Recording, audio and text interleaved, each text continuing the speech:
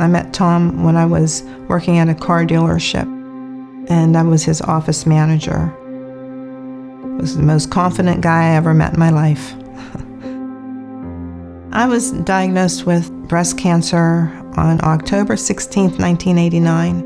Yeah, that'll probably be better. A lot of things went through my head when they first told me that I had terminal breast cancer and 6 months to live. The most important thing probably was that I had fallen in love. Haven't had anybody beating on a can yet for you two to kiss. I can't believe this.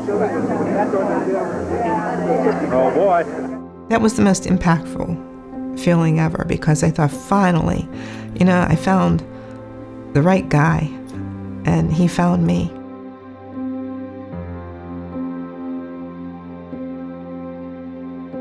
Tom was so strong throughout me being ill. I never saw that man cry one time. I think that was his confidence that helped to heal me.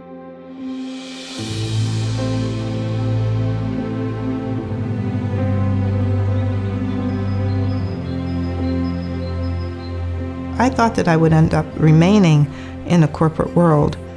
The money, the dollars, it just didn't matter. What mattered was helping someone. And I was always raised that way, to think that what you do is you help others. Don't lose that core value within you as to what your purpose is here. So I went back to school, become a teacher. I did my student teaching at Harding Middle School, and I went 2 weeks without seeing this kid named Merle. And finally, in walks Merle, and all the kids yelled, "Merle!" Just like on the Cheers show, when Norm would walk in and everybody would yell, "Norm." Well, that's how it was with Merle.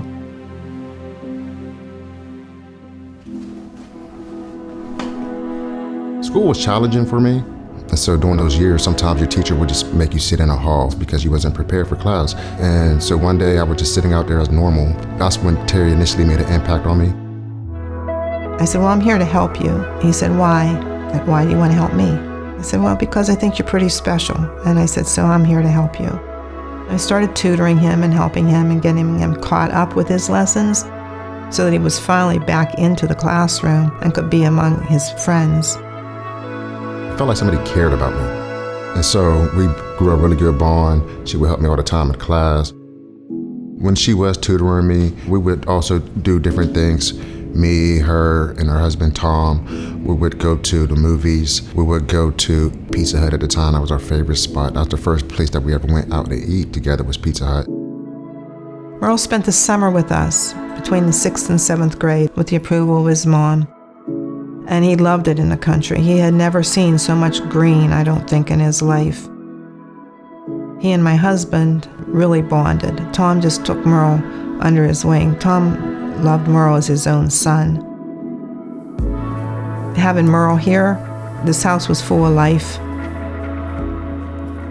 So he left in his 8th grade year, and Merle felt that he needed to be back home to help with his sister. He just knew what life was like growing up in Steubenville.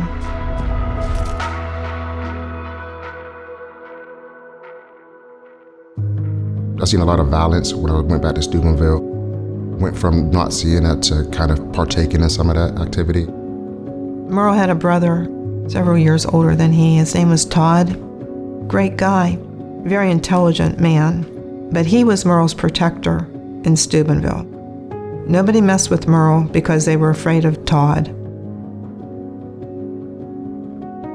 One day I was with my brother. We were partying. I was only 15 at the time. His girlfriend, Annette, she came and picked him up from this party that we was at on the hill.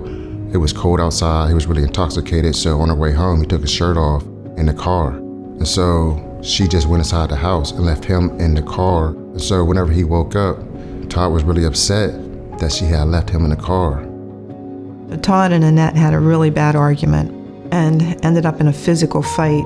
And she fell and hit her head on the concrete. They did take her to the hospital, and they checked her out, and they said she was fine. But within 3 days, she ended up back in the hospital from a hemorrhage. And unfortunately, she passed away. And so then Todd was sent to prison for a minimum of 25 years. It was traumatizing to Merle, and was Todd who stood between the streets and Merle, or the gangs and Merle. And Merle never wanted to be in a gang. So it was just hopelessness. You don't have the resources and you don't have the connections. You're at everybody's mercy as to what happens to you.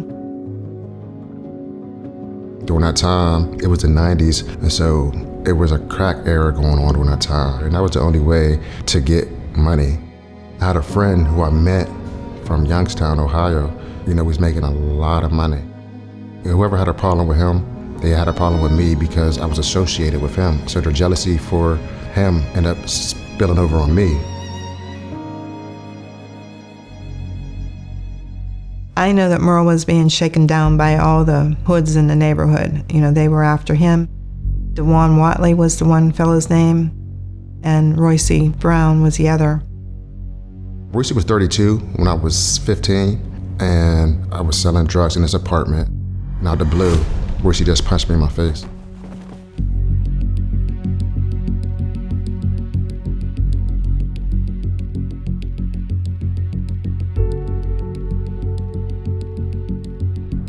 So days went by. That's when I ended up coming across DeJuan.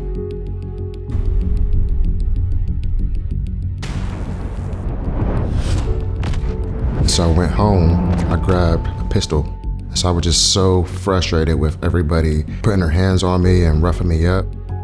I encountered the person who had just beaten me up. And so when I went over there to him, he started running because he seen me reaching. So then I turned around, then I saw Royce, who robbed me before and assaulted me.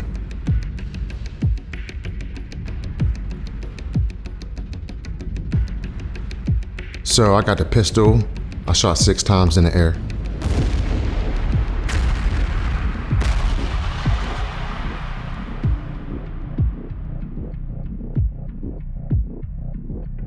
After that, I ran up a hillside, I threw the gun, and then the police arrested me.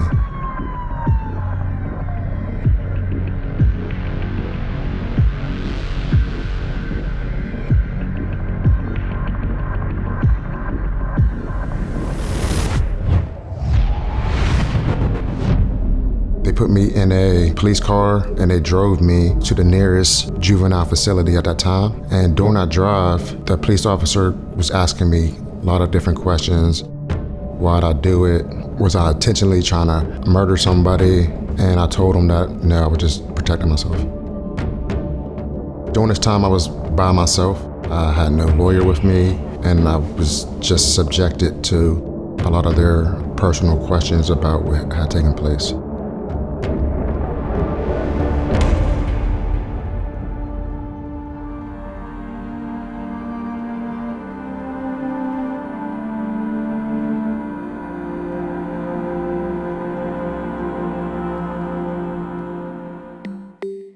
When I was going to court, I was 15 years old and I was being charged with attempted murder. And so I didn't have the mental capacity to understand what was going on. I didn't understand the proceedings of the trial. I didn't understand, everything was foreign to me. His hearing came up and they bound him over to adult court with no representation and no parent. That's when Tom and I were told as to what had happened to Merle. We retained an attorney who was able to get Merle released into our custody. He returned to Southside School District. Ball is going to be run down. It was Merle Thompson that time. I was going to school, I was playing sports, I turned my life around. And so I felt I had a purpose. I felt I was more than what I ever thought I was. And so whenever I went to court, feeling really positive, I've been doing everything I was supposed to do. I've been living a straightforward life. And then to have the judge congratulate me and say that I turned my life around, that I was on the right path. But he said, besides that, you did do what you did in the past, and I have to judge you upon crime that you committed in the past. Then he said, I am sentenced to 14 years in state prison. Nobody deserved the treatment that Merle had received in this situation at all. To be so powerless and such a victim. And so you get an unjust justice system now making a victim even more victimized. There was no justice with this judge. This was the most racist individual I'd ever met in my life, who definitely abused his power and authority to those who were dependent upon justice. I was taken over to the adult jail, and so I went from having a regular life to going to court, getting sentenced to 14 years, them telling me that I can be sent up to state penitentiary within any amount of time, and somehow, miraculously, I was saved. There was a guard, and she called me, and she said, "You and Tom have to get Merle out of this prison today." She said, because if you don't, once that stay of execution is implemented, and once he's shipped, you'll never get him back.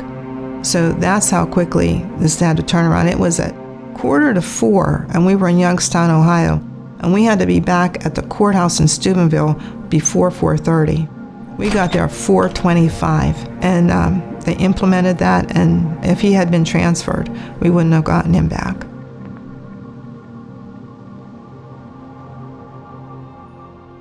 This case was a problem from the beginning. There were things done in this case that obviously weren't done correctly. Evidence in this case that was never brought forward to the prosecutor's attention.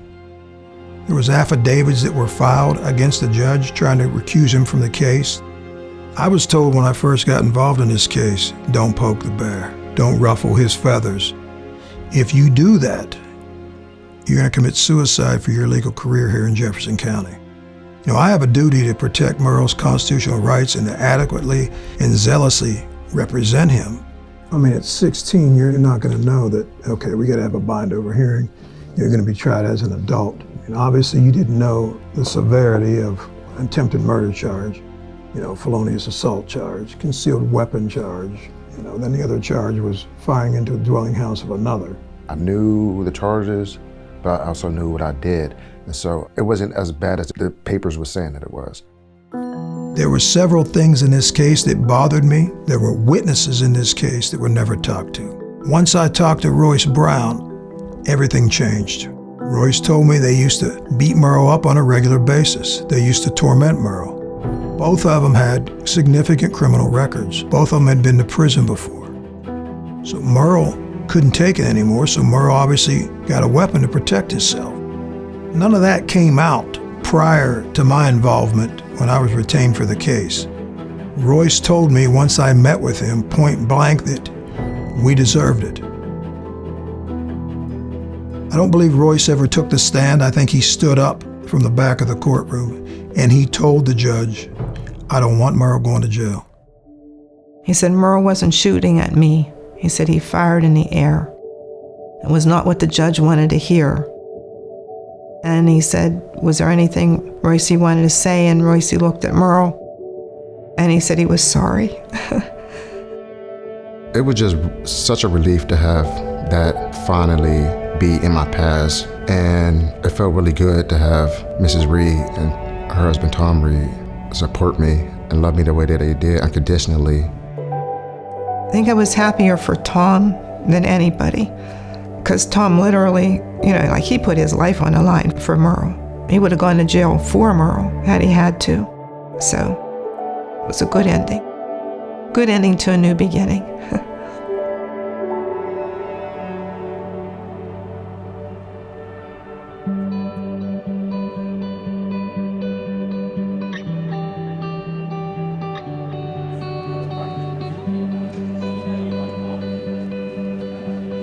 Tom and I founded Phase 4 in 2003.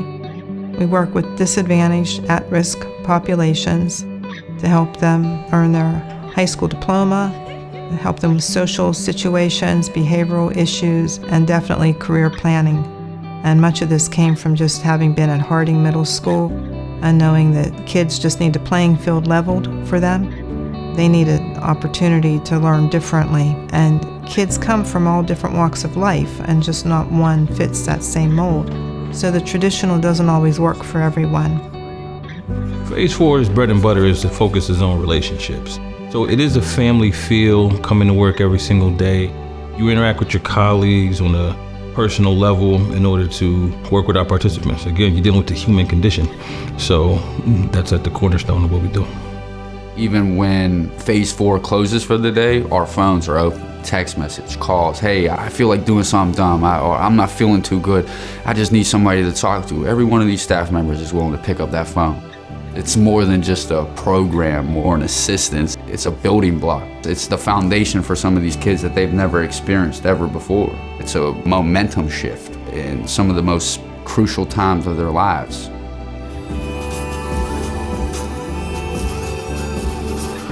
People have to believe in the philosophy and in the approach, and they have to believe in the people who we help. Because face it, the people who we help are the most individuals close our eyes to and walk past and hope that they don't see them. Where we open our doors and we welcome them. And we make them feel at home, we make them feel accepted. We help to transform their lives into what they could only imagine them being. So we make a difference. Don't lock them knees, okay? Remember to breathe out on the way up. Inhale down, exhale up. That's better. There you go. This will be our 19th graduation ceremony. Our first class, we had 31 were high school seniors, and 30 of those 31 graduated. And now here we are 19 years later with 450 graduates. You know what, honestly, that's a tribute to all of you. You make this real, and you make it real to everybody who walks through our doors, seriously, each day. So, after having said all that, we all have jobs to do on the 25th. For everybody who knows me, you know the first thing I do is take a picture, right? Ready? That's a keeper. Thanks. I can't tell you how many insurmountable odds these individuals have overcome to be seated before you today. And we at Phase 4 join with you in believing in our future represented on this field today. I want you to walk with confidence today into the new things in your future. Strive for success. Believe in yourself. You are on the road to success. The most rewarding work that we do here at Phase 4 is make a future possible for youth. Every time a student walks out of here with a future that will sustain them and their future family, that's what keeps me getting out of bed every morning. The reason I love working here is I go home at night and I feel good about what I did all day. This place will touch your heart and you go home every night feeling good about that. There isn't a more rewarding feeling than walking down the street and somebody screaming out, "Hey, Mr. Aaron, how you doing?" And you turn around to see who it is, and it's a kid that you helped 3-4 years ago. So just the effects on the lives and the families of the community, and the fact that a lot of them came here for a second chance, their only chance, and we were able to provide that for them. Phase 4 changed my perspective on a lot of things. Before I came down to Phase 4, I was a total shut-off, didn't talk to anyone. I came to Phase 4 and instantly it felt like this is where I need to be, this is where I have to be. I wouldn't be alive if it wasn't for Mr. Josh. I probably would have taken my own life a long time ago because I just didn't have nothing to live for. Mr. Josh and Mr. Harry, they both gave me a lot of stepping stones to help me through my path, through life, and I'm gonna be starting college this year. So it's honestly helped me a lot. Mr. Morrell is one of the best people I've ever ran into so far. He sat me down when I was going through something, and he sat down and spoke to me about it, and it really physically and mentally helped me out. He just is a very good inspiration. What brought me to Phase 4, I'm on bond for a shooting right now. I was in jail.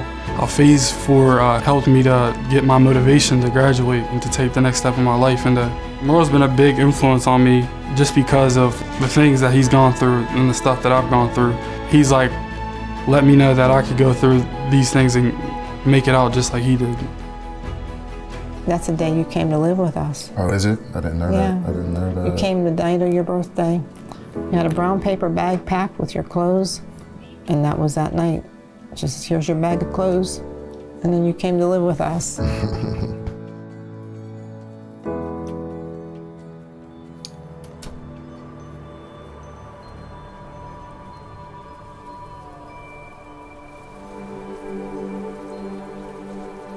What inspires me to keep coming here and help people at Phase 4 is because it was done to me. My whole life changed by somebody doing that to me. The only thing I can do is just give back, and I try to give back on a daily basis. So that's what motivates me and inspires me to come here every day and just to try to make change, try to make an impact. I'm very proud of Merle, I will tell you that. After his high school career, he went back to college, finished his degree to be a drug and alcohol counselor. He helps the kids, he helps their family members, so he's a great counselor. They relate to him, he can understand where they're coming from. But you know what? Not so much that he just understands where they're coming from, he can understand and see where they can go. He sees their future before they see their future, because he's lived it. Merle is now, he's teaching, don't make these mistakes. Don't get involved in these situations. You've got to live life to the fullest, but you've got to be careful. Do the right thing. If Merle Thompson can save one kid's life and stop them from going down, a bad road or a bad path, then Merle Thompson has done his job.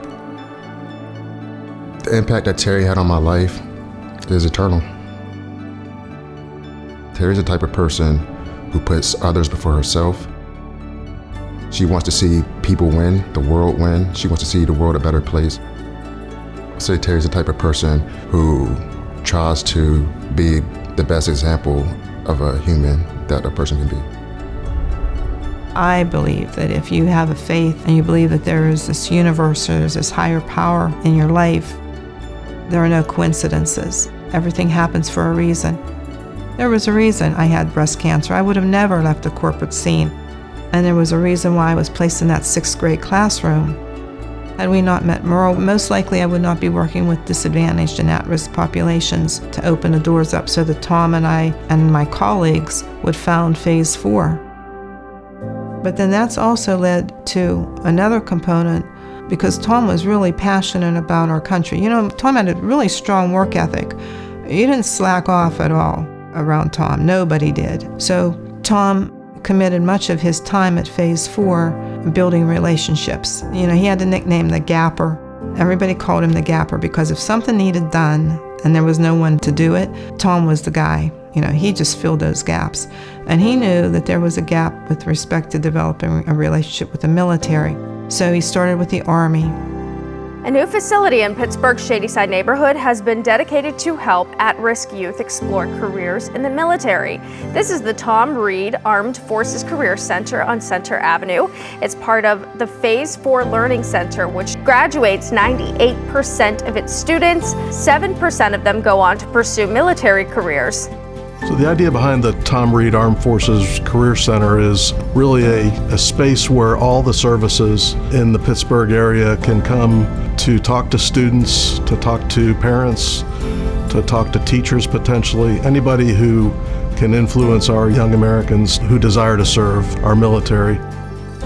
All the branches of the military are welcome to use this facility for recruiting, internal trainings, community outreach, and it is theirs to use in Tom's name, in his honor.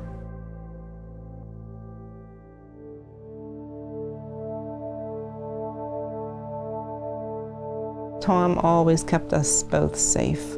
You would sleep on the floor by his side of the bed. Remember that? Yeah, I do actually. That is too funny. He would wake up and he'd say, Merle's on the floor over here. He felt bad because you were sleeping on the floor. But to you, that was okay, because you felt safe near him. He was the only man that I had that wasn't a friend. That was the best thing, just having somebody I can talk to and laugh at me. He laughed, I loved his laugh as well. Always there for you. Yeah, always there for me. Still is. Because you know what he would say if you were talking to him, you know what Tom would say back. I fill in the blanks all the time. Right? Right. Tom Reed was everything. He was everything that I could ask for. Tom Reed was honest. He was an honest man. He was a caring person. He would do anything for his family. He would do anything for me. He was a person who I could call for advice. He was not ashamed of me. He believed in me. Tom Reed was he was pure. My life today is about honoring Tom. And everything that I do and will do the rest of my life will be for that reason. Because I feel his presence with me all the time. So often throughout the day, this is what I say. What do you think, buddy? And I know what he thinks. I think that he knows that the kids, the families, the mission, the Armed Forces Center is far bigger than he and I, and far more important than he and I ever will be. It's just our small way of giving back and trying to help others have the life that they deserve to have.